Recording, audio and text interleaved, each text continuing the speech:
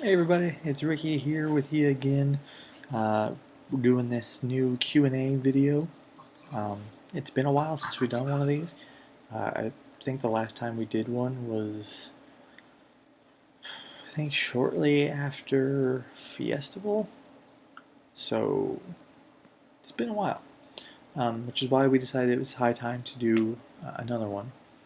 I'm going to go ahead and apologize right now for the low quality.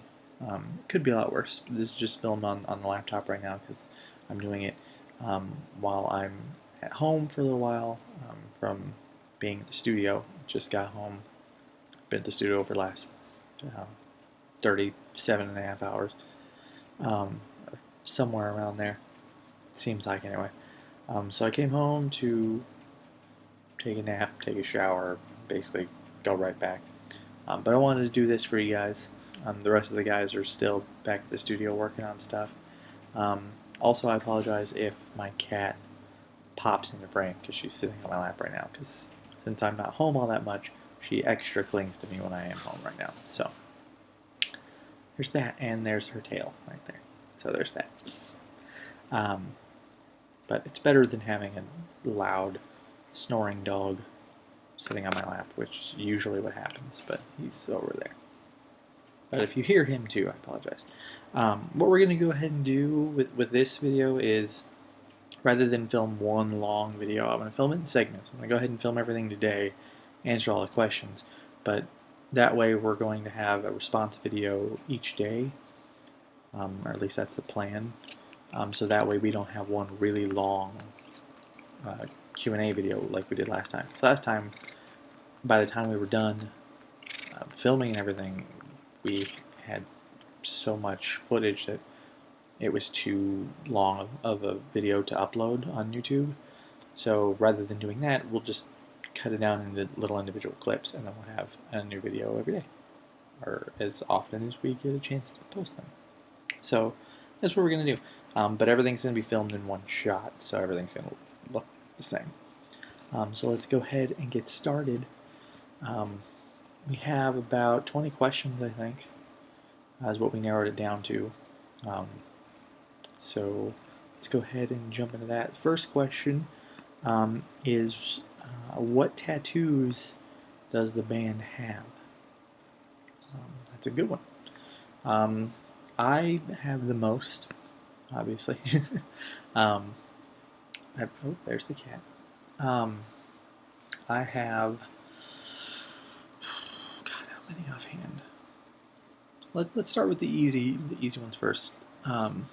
Fernie has one, which he actually just got recently, which is he's got like this whole Japanese thing, kind of like from his chest over onto his shoulder, and it's like, you know, got like the light rays, and it's got like wave fingers and cherry blossoms and stuff in there. It's this whole Japanese thing. I'm actually surprised it took him this long to get one. Marcus also only has one, and I doubt he will probably ever get another one. But at least he went big for his first one. I was there when he got it. It was at the same time I was getting one of mine, and he got his last name Finch like across his whole upper back, and it looks really awesome. He was just not happy about it when he was getting it done. It looks great, but yeah, he was a little bit of a wuss. It could have been worse. I've seen a lot worse, but I don't think he'll get any more, at least not for a very long time. And then Zach has none. I have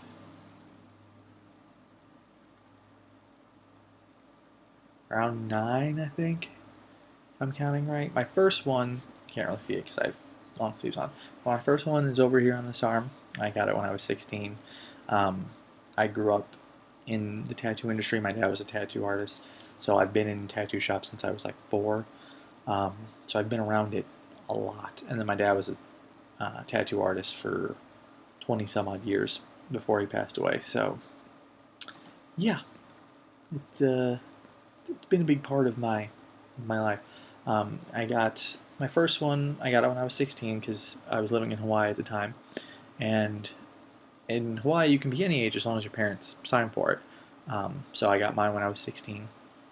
and it's actually similar to, I've seen similar tattoos. In fact, who is it? I think Rey Mysterio, the wrestler, has pretty much the same sort of idea, which is kind of annoying because I thought I was all unique when I got mine. But it's like a tribal sun with in the center. It's kind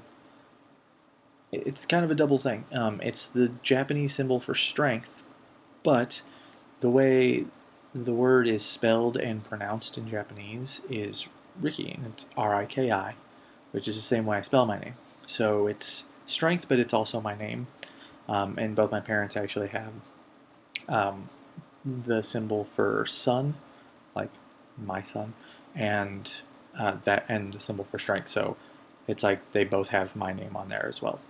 So that's pretty cool. So I have that, and the kanji, which is the symbol, um, is actually, it's not just straight black. I wanted it to be a little different, so it's like fading from red, orange, and yellow.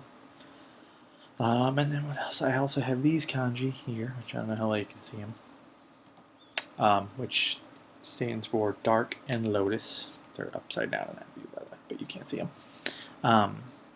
Dark Lotus, which is my favorite psychopathic act, because I am a juggalo.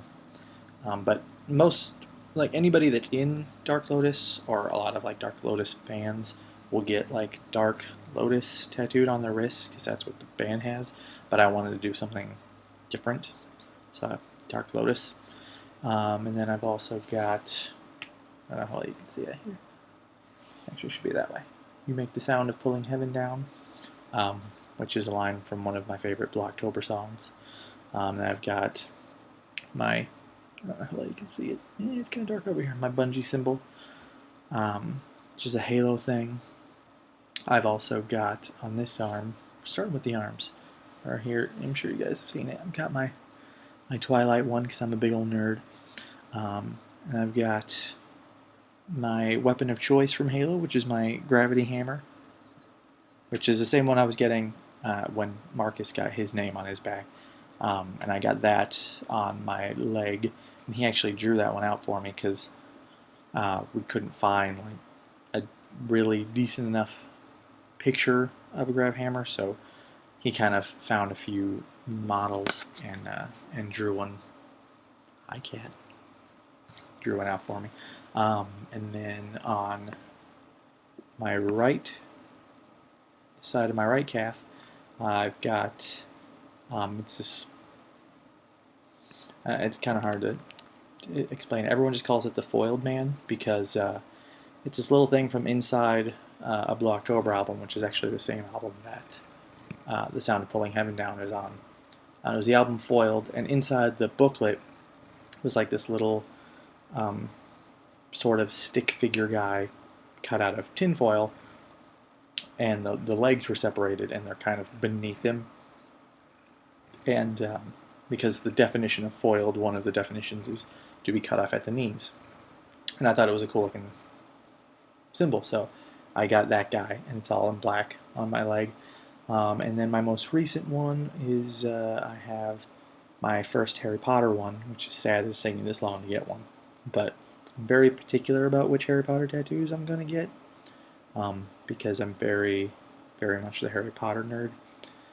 But my first one has been my house symbol, which is Hufflepuff. So I have the Hufflepuff crest on the back of my left calf. And then I plan on getting many more Harry Potter tattoos, but also just more tattoos in general. But as of right now, that's all the tattoos that everybody